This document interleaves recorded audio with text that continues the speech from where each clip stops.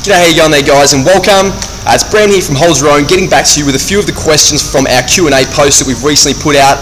The first question I'm going to get onto is from a lady by the name of Trista, and she asked, what are the big no-nos when it comes to training a pregnant client? So great question, bit of a challenging one to answer because there is some very individual considerations to take into account when it comes to training a pregnant client. So the first thing I'd recommend is removing all ballistic-based movements. When I'm talking about ballistic-based movements, I'm talking about cleans, jerks, etc., etc. The reason for that is because there will be some level of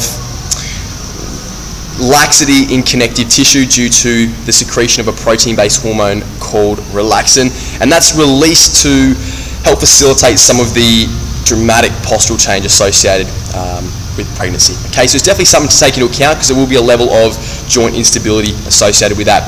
The next thing I'd recommend is tapering down our training intensity, and we do this over time. So usually by the end of the second trimester, we're usually working at around 60% of previous working loads, which may be a little bit conservative and definitely can be tweaked for each individual, but as a baseline recommendation.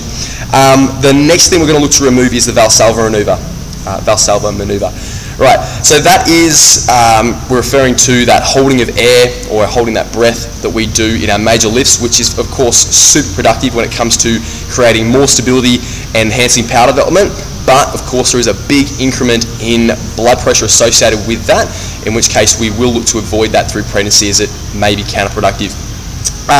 The next thing is at about 18 to 20 weeks we start to remove all movements that have the individual lying on their back, and the reason for that is there is a potential to decrease blood flow to your bub. Okay, so in place of those sort of movements we tend to utilise, for example, the cables more dominantly, in which case we'll have the individual in a standing posture. Of course has other benefits as well, as it will increase core activation, which will help offset some of the discomfort associated with that dramatic postural change. So I hope that helps. And the next question comes from Kate Watts, and she asks, how would a bikini girls comp prep look compared to a figure comp prep in terms of training? Alright, so in terms of training it's going to be quite similar with regard to the concepts we're going to utilise. It'll more than likely be a periodised template of some sort, and it will be based around increasing strength or at minimum retaining strength through our prep. It'll also be based around ensuring aesthetic symmetry for that individual. So in terms of training throughout prep, the training is very, very similar.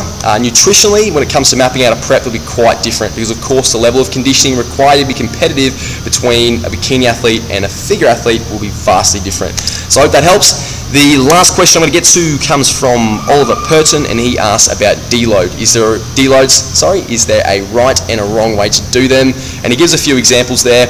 And the short answer to that, is there a right or wrong, is no. There's no right or wrong approach to incorporating a deload.